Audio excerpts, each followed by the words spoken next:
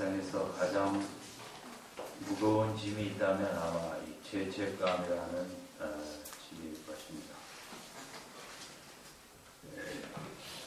특별히 우리가 아는 대로 다윗이 밧세바 사건으로 하나님 앞에 부끄럽고 또 백성들 앞에 부끄럽고 또 자신 앞에 너무 부끄러운 큰 죄를 진 다음에 느낀 죄책감의 크기는 어떤 인생의 죄보다도 큰 무게로 다가왔을 것입니다. 그렇다고 이 죄책감을 자기가 어떻게 해결할 수도 없고 인간으로서는 어떤 방법도 생각할 수, 해결책도 생각할 수 없는 일이었습니다. 경제적인 문제, 정치적인 문제, 이런저런 문제는 사람이 여러 가지 계획을 잘 세워서 행할 수 있겠지만 이 큰 죄에 대해서는 뭐 어떻게 인간이 해결할 길이 없었습니다. 그때 마음을 시편 32편에서는 3절에 보면 내가 토설치 아니할 때에 종일 신음함으로 내 뼈가 쇠하였더라. 주의 손이 쥐하로 나를 누르시오니 내 진액이 화하여 여름 가을에 마름같이 되었나이다. 뼈가 쇠하고 종일 신음하는 죄로 인하여 말할 수 없는 죄책감, 무기력, 움직일 수도 없고 심한 우울감과 살고 싶은 마음도 없어지고 의욕도 상실되는 그런 상황이 시편 32편에서 기록을 하고 오늘 본문에서도 그 시편 32편을 가지고 다윗의 이러한 상황 속에 죄사함의 은혜를 받은 것을 기록하고 있습니다. 우리 사람들은 하나님께서 그렇게 만드셨지만 양심을 주셔서 또 나라마다 법이 있고 우리에게는 하나님의 말씀에 법이 있어 그것을 제대로 지키지 않았을 때 죄책감을 느끼지 않을 수 없는 존재가 우리 인생들입니다. 자녀들한테도 하지 말아야 될 말을 쉽게 하고 가족 간에도 그렇고 또 사회생활 하면서도 우리 얼마나 아래 윗사람끼리 뭐 이렇게 말 한마디로 깊은 상처들을 주고 또 하지 말아야 될 걸 했다는 죄책감도 느끼고 또 영적으로 은혜 생활을 깊이 하는 분들은 죄책감이 없는가? 그렇지 않죠. 또 기도 많이 못하면 얼마나 죄책감을 더 많이 갖는지 모릅니다.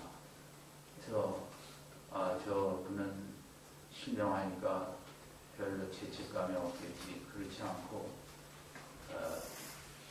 은혜 받은 사람은 은혜 받은 사람만큼 하나님 앞에 깊은 기도를 드리지 않고 기도에 눈물이 마르면 그거에 대한 또 죄책감이 말할 수 없이 크게 다가오는 것입니다. 인간의 이 죄책감은 교회를 오래 다니신 분이나 믿음이 깊으신 분이나 이 세상 사람이나 다 이 죄책감 앞에서 무기력한 것이 해결할 수 없는 게 우리 인생인 것입니다. 다윗은 이런 상황 가운데 하나님의 이 용서함을 체험을 했습니다. 그래서 그가 오늘 본문의 6절에도 행복이라는 말을 썼고 7절에도 복이라는 단어를 썼고 8절에도 복이라는 단어를 썼습니다. 다 같은 말입니다. 정말 복된 인생이 누구인가? 다윗이 오늘 본문에서 매절 반복하고 있는 것은 죄를 졌지만 하나님께서 의로 여기심을 받는 사람은 정말 행복하고 복된 자다. 7절에도 그 불법을 사하심을 받고 그 죄를 가리우심을 받는 받는 자가 정말 복이 있는 자다. 주께서 8절에 그 죄를 인정치 아니하실 사람도 복이 있다. 다윗이 생각한 복은 돈을 많이 벌고 가지고 많은 명예를 갖고 권력을 가진 자가 복된 인생이 아니라 인생을 자기 경험을 통해서도 체험을 했지만 진짜 복된 인생은 우리가 잘못을 할 수밖에 없는 삶 속에 그 잘못에 대해서 이렇게 하나님께서 덮어주시고 또 가리워 주시고 죄라고 인정치 아니해 주시고 그 불법을 사해 주시는 이 은혜를 받는 자가 정말 복된 자다. 근데 행복이라는 말로까지 번역을 했습니다. 어떤 영어 성경에는 남들이 시기하고 부러울 정도로 복된 인생은 누구냐? 우리 하나님께서 하나님 앞에 회개하고 나가면 다 사해 주시고 덮어 주시고 그 죄를 눈 감아 주시고 없는 것으로 여겨 주시고 죄가 나를 깨끗이 씻어 주시는 이런 체험을 하는 인생이 가장 복된 인생이라는 것입니다. 기독교의 진정한 복은 여기에 있습니다. 마음이 깨끗해지는 복입니다. 세상 속에 우리의 마음이 더러워지고 어두워질 수밖에 없는데 하나님 앞에 나아갈 때 그것을 다 씻어주시고 정결케 해주시는 이 복이 성경이 말하고 기독교가 말하는 최고의 복인 것입니다. 왜냐하면 하나님은 죄인하고는 관계를 맺지 않습니다. 하나님은 정결한 자와만 교제를 나누시고 복을 주십니다. 근데 내가 정결을 유지할 수는 없습니다. 구약에서는 제사를 통해서 정결을 유지하라 했고 우리 신약시대에는 우리가 정결할 방법이 없는 인생이지만 십자가의 보혈로 늘 정결한 삶을 살라고. 왜냐하면 하나님은 예수님의 십자가의 보혈로 정결해졌지만 그것을 의롭다 여기시고 그 깨끗한 자에게만 축복을 주시는 분이 하나님이시기 때문인 것입니다.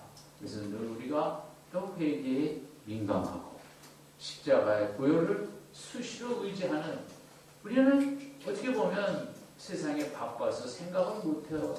할 시간이 부족해서 그렇지 정말 나의 부족한 모습을 생각하면 수시로 예수님 없이는 살 수 없는, 십자가의 보혈이 없이 살 수 없는 연약한 존재들이 우리 인생이죠.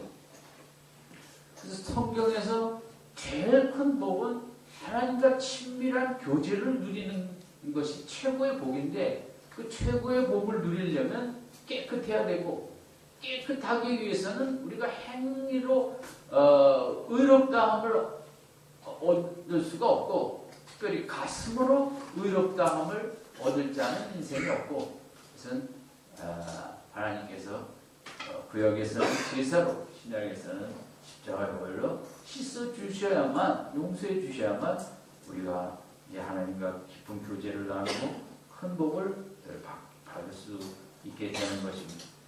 그런데 이제 이번에 고난주간에 생각한 본문의 3장은 하나님께서 우리를 의롭다 여기시는, 깨끗게 하시는 길을 받을 예수를 통해서 길을 여셨는데, 로마서 4장이 강조하는 것은 그 십자가의 하나님의 아들이 나를 위해서 대신 형벌을 받으신 것을 우리가 믿어야만 된다는 것입니다.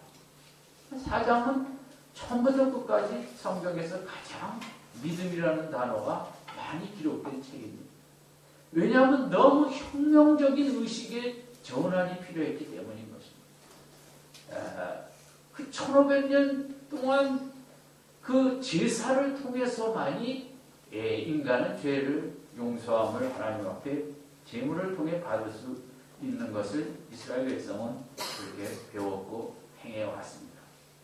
그런데 갑자기 제사는 다 필요 없고 예수라는 분이 하나님의 아들이었는데 그분이 우리 인류의 죄를 위해 십자가에서 내 죄를 대신해 형벌을 받으신 것을 믿기만 하면 깨끗해진다는 것입니다.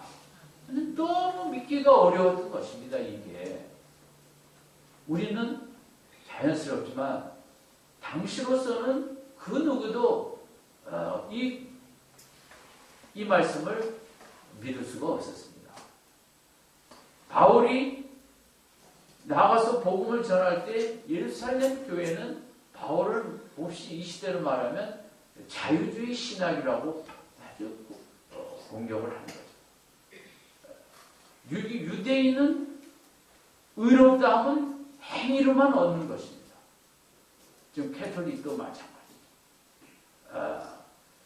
그런데 유대인의 실패는 행위를 외적인 행위로만 쳤습니다. 하나님이 진짜 율법을 순종하기를 원하는 것을 우리 가슴으로 순종하는 것을 원하시는데 유대인은 외적인 순종을 그것을 만을 가지고 우리가 하나님 앞에 외적으로 순종하면 의롭다함을 얻을 수 있다고 그런 잘못된 믿음을 오래 갖고 왔죠.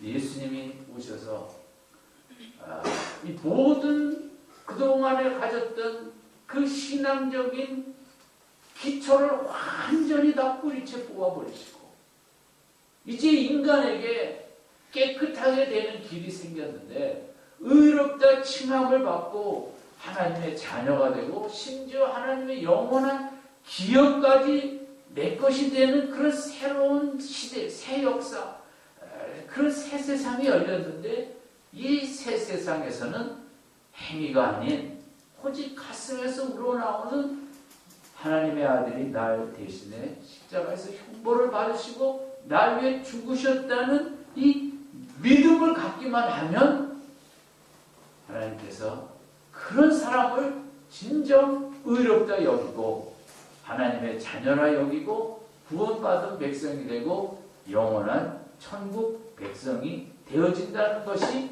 이제 복음인데 로마서 4장은 사람들이 그걸 믿기가 너무 어렵다는 것이었어요. 너무 정말 믿기가 어려운 것이었어요. 믿음으로 천국을 간다. 여러분 이성적으로는 죽었다 깨어나도 그것을 받아들일 수가 없습니다. 선한 행위가 있어야 구원. 믿음이라는 것은 가슴에서 일어난 일이거든요. 그런데 그거 하나 가지고 구원을 얻는다. 그래서 아침에 생각한 부분이지만 로마서 4장 3절은 창세기 15장 5절 6절을 통해서 성경이 무엇을 말하느냐 4장 3절 같이 있습니다. 시작. 성경이 무엇을 말하느냐 아브라함이 하나님을 믿음에 그에게 의로운 것이라 하늘의 별만큼 후손을 많이 만들어 주신다는 그 하나님의 말씀을 아브라함이 머리를 갸우뚱하지 않고 그 크신 하나님은 얼마든지 나의 후손을 그렇게 하늘의 별만큼 만드실 수 있는 분이시다는 그 가슴 속에 하나님의 말씀을 팍 믿어버릴 때 아브라함이 의롭다 여김을 받았다는 것입니다. 다윗도 마찬가지입니다. 다윗도 그가 그 죄를 사함을 받기 위해서 송아지 수천 마리를 드린 것도 없고 아무것도 없습니다. 그저 가슴을 치고 있었죠. 그런데 하나님께서 은혜를 베푸사 아무것도 다윗이 한 것은 가슴을 친 것밖에 없지만 7절에 있는 대로 그 불법을 어떻게 했어요? 사실 그냥 용서받았다는 거예요. 다윗이. 그리고 그 죄를 어떻게 했습니까? 가렸다. 가렸다는 건 속에 있는 것은 없앴다는 거랑 마찬가지죠. 속에 있는 게 안 보이니까. 그래서 하나님의 일방적인 은혜로 그냥 용서해 주시고 덮어버리시고 6절에 8절에 있는 데를 그 죄로 인정치 아니해 버렸다는 거죠. 누가? 하나님께서요. 그래서 다윗이 용서함을 받고 다시 한번 의로운 하나님께서 의롭다 칭하는 자리에 갔다. 다윗이 하나님의 용서를 그냥 믿어버렸다는 거죠. 이것이 기독교의 최고 진리죠. 그래서 오늘도 우리 신앙생활 속에 어떤 분은 하루를 살더라도 세상 속에 이런저런 죄를 졌을 때 그것을 주님 앞에 구하고 용서받는 큰 기쁨을 누리며 하루하루 살아가시는 분들이 있고, 이제 그런 거 없이 그냥 무덤덤히 살아간다면 성경이 말하는 믿음 생활은 아니겠죠. 이 4장 1절에서 8절까지 여러 번 반복되는 단어가 3절에도 이것이 저에게 의로 여기신 바 됐다는 이 여기신 바 이 단어예요. 4절에도 일하는 자에게는 그 싹을 은혜로 여기지 아니하고, 그죠?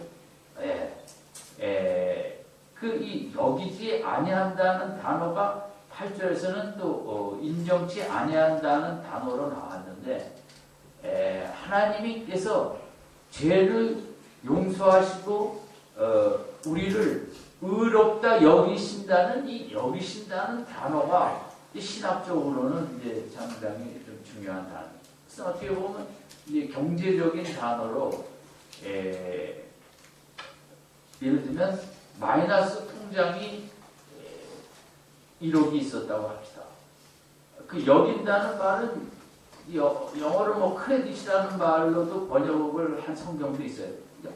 그 1억의 마이너스 통장에 그 1억이 들어온 거예요, 갑자기. 그래갖고 그 부채가 하나도 없어진 거예요.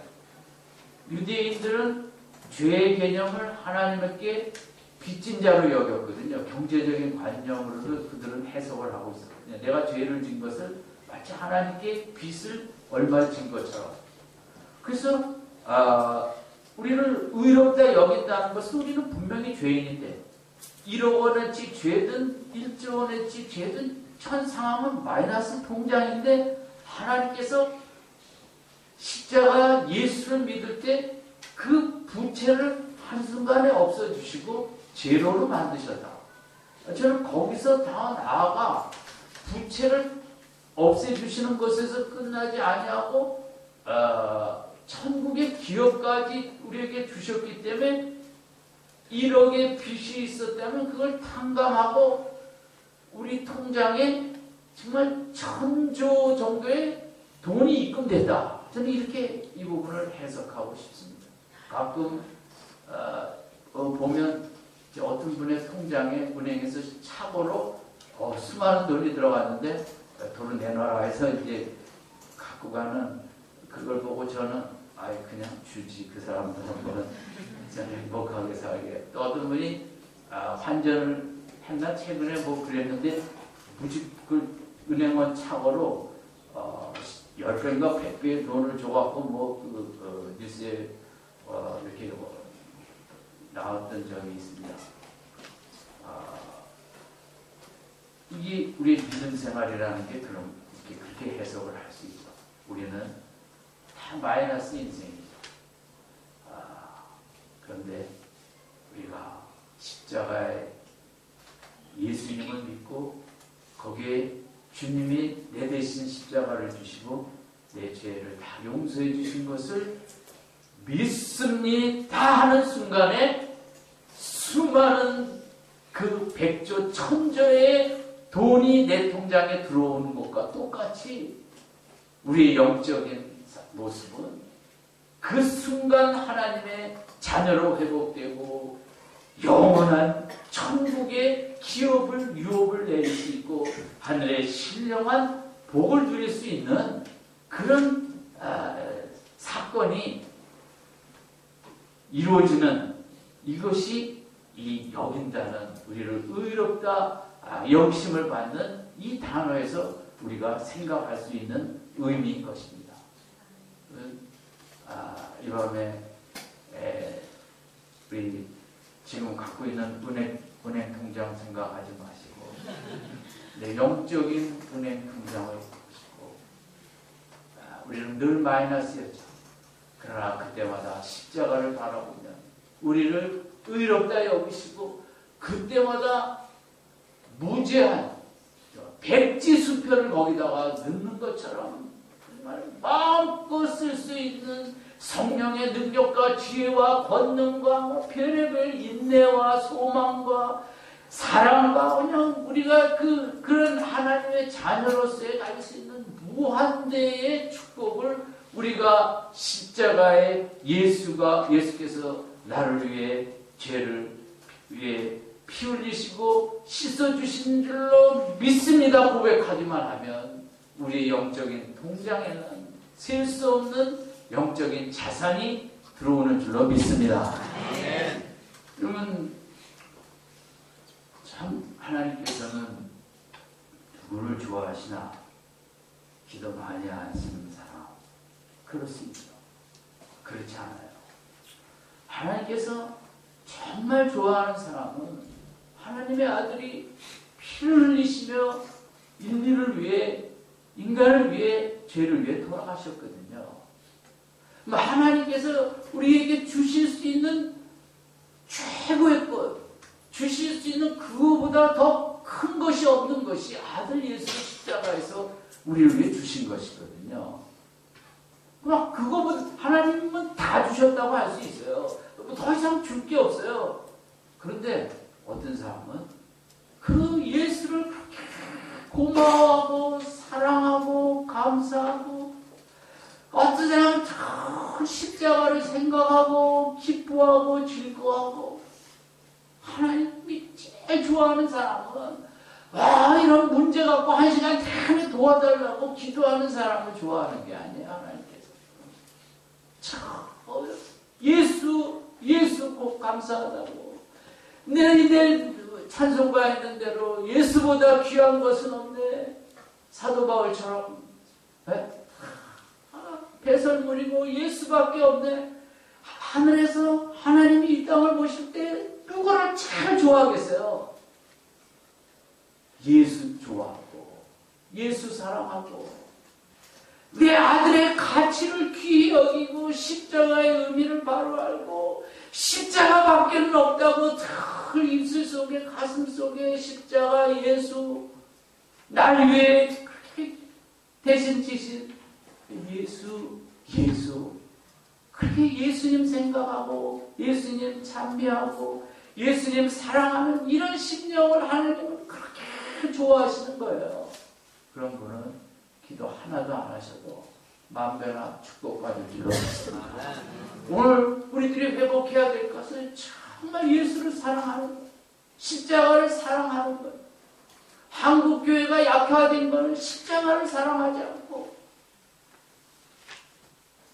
40년 전에는 복음 선가도 4대까지밖에 없었어요. 예수 이름으로 기도하기 전에 찬송할 때 예수 이름으로만 20분 30분 하고 기도했어요. 그래도 그때는 정말 환희가 있었어요. 예수 이름 하나만 있습니다. 지금은 십자가 뭐 세상 탓도 있어요. 너무 분주하고 이겨야 되고 경쟁해야 되고 성적과 공부와 실적과 돈과 그냥 마귀가 세상의 이런 시스템을 통해서 우리를 어떻게 해서든지 예수 생각 안 하게 하고 십자가 관심도 안 갖게 하는 이런 어려운 시대에 우리가 살아가고 있는 것도 현실은 맞는데 그런 가운데서도 어떻게 해서든지 일하시면서도 예수 일하면서도 십자가 없으면 난 그냥 지옥에 가는 영순인데 보내주시는 이번 고난주간과 부활주의를 통하여 예수 사랑이 십자가 사랑이 회복되는 귀한 역사가 있기를 바랍니다. 이 밤에 성찬식을 하면서도 주님 정말 십자가 사랑하고 예수 사랑하는 앞으로 믿음 생활 되게 하여 주시옵소서.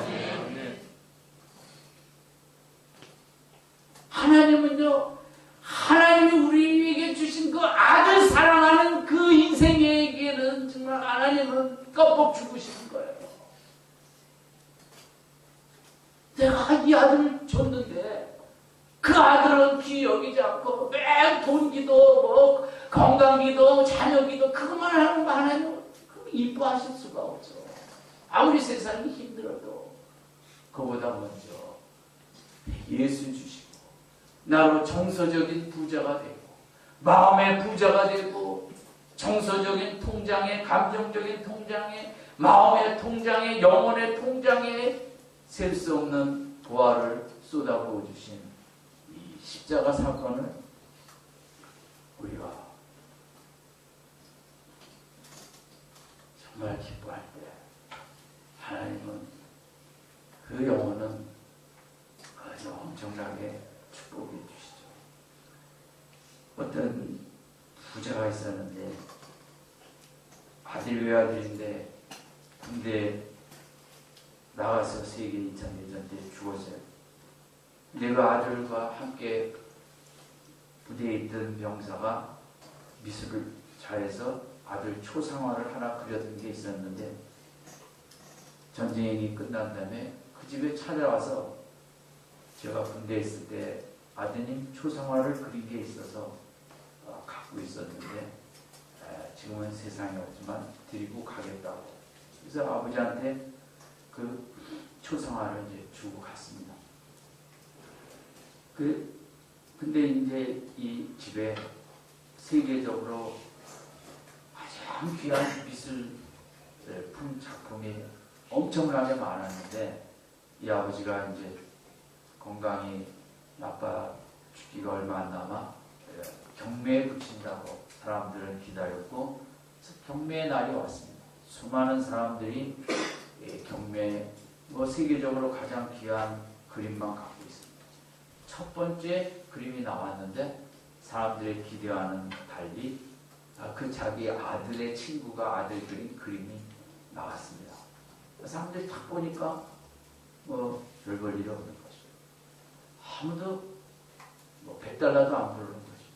그래서 한 사람이 손을 들고 $100를 불렀습니다.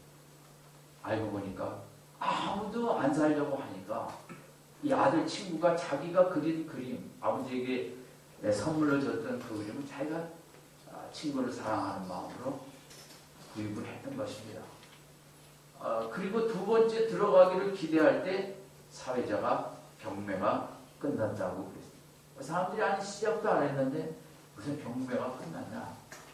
왜 끝났냐 하면 이 주인께서 뭐라고 하셨냐 하면 내 아들의 그림을 사는 자가 우리 집에 있는 모든 그림은 다 가져간다. 이렇게 결정을 했기 때문에 더 이상 경매를 할 필요가 없습니다. 그 아들 친구가 모든 세계적으로 가장 귀한 그림은 다 갖고 가게 된 것입니다. 그 아들을 사랑하는 마음으로 거기에 참여했다. 이제 돈 100불이었지만 경매에 참여했다. 그렇게 된 것입니다. 저는 실험 없기도 하고 누가 만들어낸 거 없기도 하지만 우리 믿음과 똑같다고 생각합니다.